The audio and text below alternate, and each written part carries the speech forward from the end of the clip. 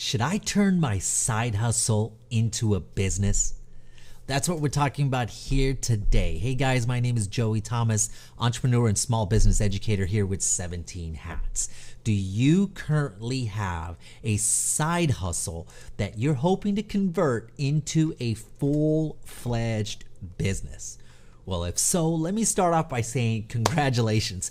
It is exciting to create something from scratch, to serve your clients, and to have something to offer the world. But what's even more exciting? The potential of making this passion of yours an amazing, successful business, right? Now, I personally had a side hustle for almost 6 years before I took the jump into creating it into or transforming it into a business. I'll be honest with you, it was scary. It was intimidating and quite a bit confusing when I first started. See, my first few years, I barely broke even. And then through consistency and education and momentum, the business quickly took off and became very successful and very busy. I didn't just stumble into that success. It definitely takes work. I was curious when I had a side business, when is it time to quit my day job and pursue this? Well, we're going to talk about that. But before that, I'm going to walk you through a few thoughts, some ideas, and some tips on what you should think about when turning your side hustle into a real business. So you guys ready? Okay, so number one, start with a solid plan and a vision. So ask yourself this question if you're about to take that leap. How do you want to impact yourself, your family, your finances, the industry, and the community? So this side hustle that you have, what type of impact are you trying to make in all aspects of your life? Right? Is this just about money, or are you trying to make a better future for your family? Are you trying to make a change in the community and solve a problem that the industry or the community has? Answer that question. Another question you can ask yourself is, how much money will you need to support your life, or maybe even the life you're hoping to have? Okay, another question to ask yourself, do you have any money saved up or reserves for the next 6 months to a year as you make this transition? Do you have an additional source of income, such as a spouse or another business, or maybe even investments that you can pull from as you're doing this? Okay, so if you have those things, if you can answer the question about what kind of impact you want to make, and do you have the finances to kind of get off the ground, the next thing you want to do is number 2 is set some goals in your plan. So here are a few questions you can ask in terms of setting some goals. How long before you need to turn a profit, right? How long before you need to grow your team, if that's something you need to do. So if you ever want to think about expanding your offerings or scaling up, how does your team need to grow? And if you're planning on scaling up, can your current situation, your current team, the resources that you have, can it support that growth? So you want to kind of consider that timeline and how long it would be before you can even expand your offerings, if that's something you even want to do. So start with short-term goals that are stepping stones, right? To see those things, because one of the best ways to, and I'm going to have a whole video on setting goals, but one of the best ways to continue knocking out goals is to set small goals that you see done. You need those small wins, because goals it's all about building confidence. When you build confidence with those small goals, those small wins, it definitely helps you towards those long-term goals. Also, make sure whatever goals you're setting, that if it's a project, make sure that the projects that you spend time on is actually a part of the bigger picture and not something that's going to derail you from the ultimate vision or the ultimate goals. Okay, so number 3, how much time can you invest in your current situation? Okay, so I will tell you that personally, running a business, especially at the onset, it's going to require more time than you would have ever imagined. Just expect that, right? If you're calculating time, double it, because it is likely that you can do that. Now, one of the best ways to save hours and hours and hours and to be organized is to automate as many processes as possible. You've heard me say that in other videos.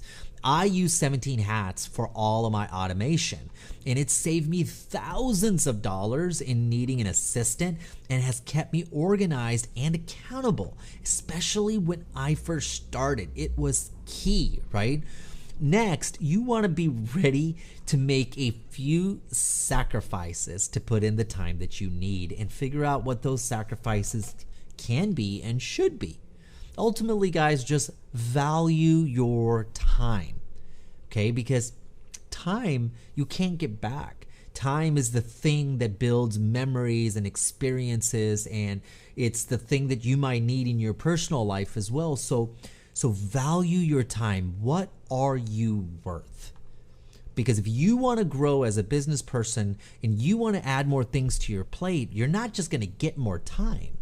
You have to ask yourself, what are you worth? Because if you charge enough for what you're worth, you can now afford the resources to add to your business in order to gain that time. Number 4, this one's crucial, guys. Control your spending. I'm going to say that one more time. Control your spending. If you're turning a side hustle into a business, I want this to be at the top of your mind. Now, you know that really cool day planner that just came out that's $300 and it's all color coded? Do you really need that?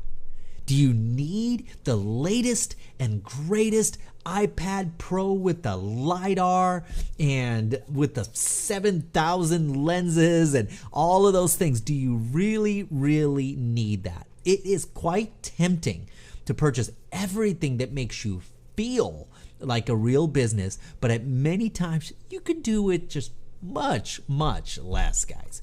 Now, for example, are you able to work from home?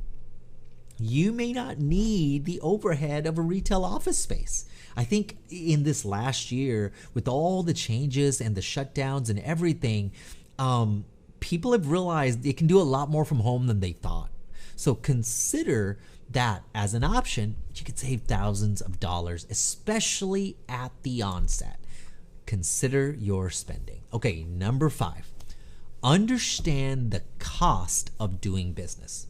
So how much net profit will you have once you've paid all the taxes and covered all the overhead and expenses? How much will you have left in the business? Now, when I say net profit, I'm not talking about just salary, guys. Net profit is everything that's left over after your expenses are taken care of and your taxes are paid. Now, from that net profit, you have to decide what you're keeping into your business for future growth and what you're putting into your pocket. So consider how much net profit you're going to have left. Okay, so there's materials and outsourcing and marketing, right? There's software or CRM platforms like 17 Hats. You want to list all of the things that you're going to need and go into it and figure out what you want to have left, because based on that, you can price yourself accordingly and put in the appropriate amount of time.